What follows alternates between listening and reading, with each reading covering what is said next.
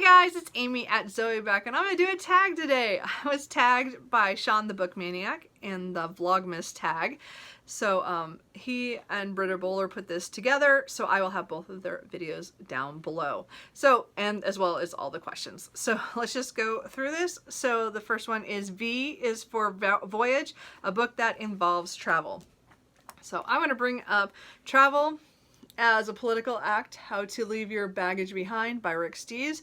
This talks about traveling to different parts of the world and kind of leaving behind your own prejudices and your own mindset of what you think everybody else should be doing. Because again, everybody is just trying to live their lives, and he's trying to show that, you know, even if we can't all agree on everything, we could still basically be good human beings and, you know, get along with people from other countries. And so it was an awesome book about a lot of history stuff that I didn't know about in certain parts of the, like El Salvador and Turkey, Morocco, and there's one more that was really fascinating. And it was just like, it was just different areas that he's traveled to, and he has great stories. Again, this is Rick Steves from the PBS, Rick Steves, the travel that he does. I don't remember. Have those. Anyway, I really enjoyed that book, so that was mine for travel, or for Voyage. Yeah, travels. Anyway, so L is for LGBTQ+. Recommend a favorite book or author. This is a book that I read almost 2 years ago now, and I really want to reread that, and that is Tin Man by Sarah Winman. I was so shocked at how much I liked this book. I mean, I knew that a lot of people had been talking about it, but I loved seeing these two men and how they meet as boys and how things progress that way, and then later in life, and how things can go in so many directions that you don't know what's going on and why it happened and stuff. And I really enjoyed this overall, and I really want to reread this. I loved it. This was okay. So, oops. So O is for Oldie but Goldie, or Goodie, what I would say.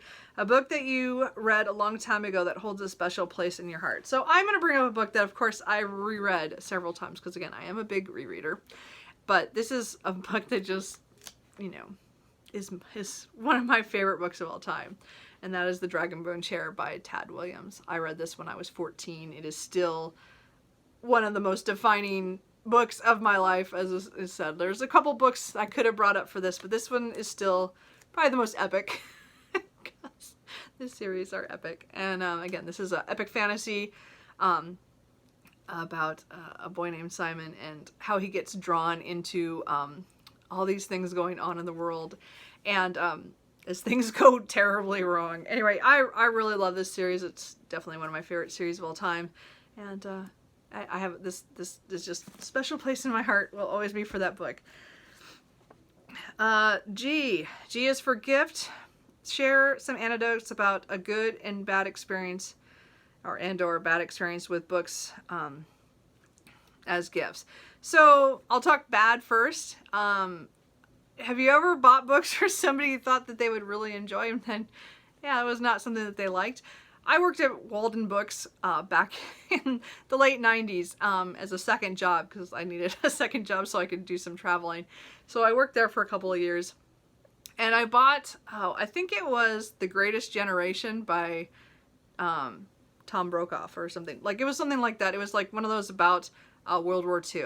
And I gave it to my step-grandfather because he was a World War II vet, and I thought it would be kind of interesting. I thought he would enjoy it. Well, no, he did not. He told me he accepted it, and then he said, well, he told me later, he came over, can I get something else? And I was like totally fine with that, but I felt so bad because he just didn't want to deal, like, again, this is quite a few years ago, so back in the, late 90s, I was not thinking of that he might not want to read about stuff that he had experienced, you know what I mean? Like, so I did not think of that. That was bad on me.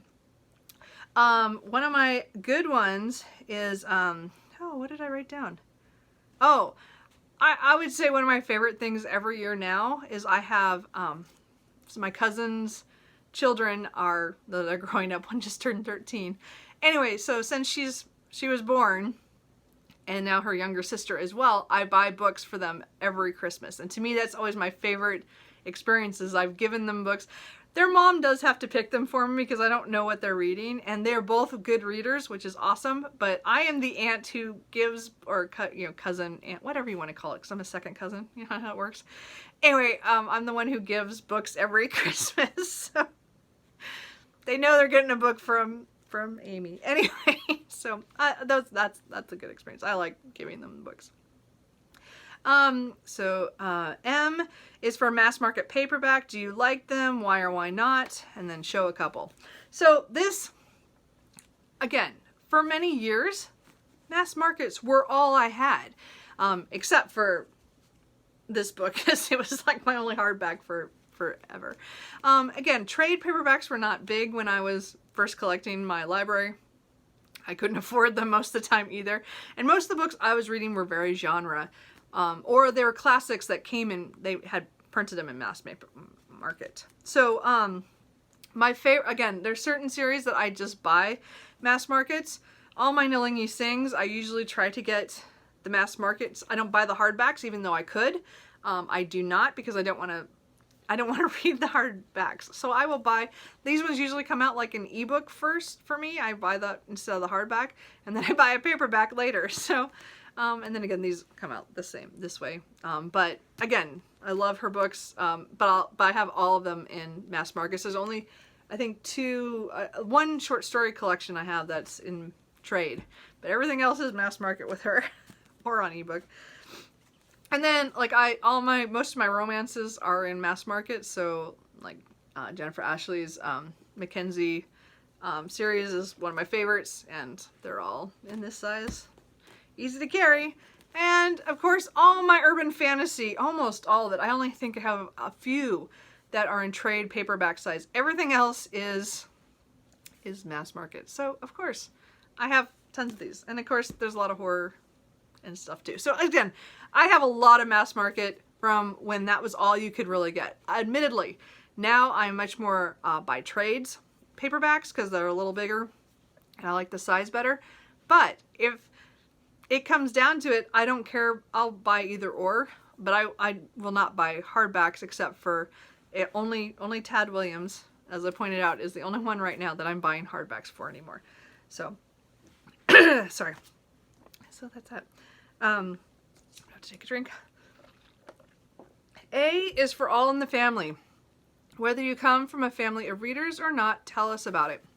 So I do come up from a family of readers. My grandparents were all avid readers. Mostly my grandmother on one side, she read all the time. And then my other grandmother and grandfather were both very prolific readers. My dad has a great story of buying a book that he was going to read I think in high school, and he set it down, on the counter or whatever, was going to pick it up the next day. He comes downstairs the next morning and his dad has stayed up all night reading that book. That is so my favorite story. Anyway, so my grandfather was definitely more prolific than most of us in reading, but I said all my grandparents did. So my parents also read quite a bit. My mom is much more, she reads more consistently than any of us. I would say she gets through more books than I ever could. She just has more time, but also she just reads a lot. My dad reads sporadically on different things, and so he doesn't always finish all his books, but he definitely dips in and out of a lot of different genres. So he and I are more closer on the genre, or not genre, but like nonfiction. He and I and mysteries and stuff, we read a lot of the same stuff, and he's trying to get me into westerns, so we'll see how that goes. I've liked a few of them, but I need to read a little bit more. And then coming to the next generation, I am a very big reader since before my teens, so I've been reading quite a bit. So clearly I have a booktube channel. My brother is not a huge reader, but he has gotten better as he's gotten older. He actually reads on his breaks at work, and then that's really the only time he reads anymore, but at least he's reading. And so I can say pretty much all of my immediate family, like that structure, we're all readers. Anyway, so I grew up definitely in a family where everybody read, and I mean, as I said, we all liked it, and we don't have a problem sitting down and being in a group and then all pulling our books out. So anyway, So the last one is S is for Santa. Books on your Christmas list, wish list. So again, I make lists upon lists of books I want, and right now I'm trying not to buy any, although I'm failing in some ways. Anyway, so I just thought I'd pick up 3 books that I just recently added to my list of the ones that are probably the most highest of the ones that I want to purchase. I just read a book by Hemingway, A Movable Feast, so I would like to get a new copy, or a copy of For Whom the Bell Tolls. I've never read that novel.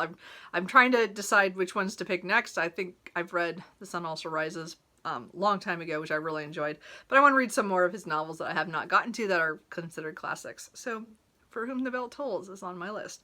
A second one is a science fiction book that I've been eyeing, and I think the series is either just completing or has just ended, I'm not sure, but it's A Big Ship at the End of the Universe by Alex White.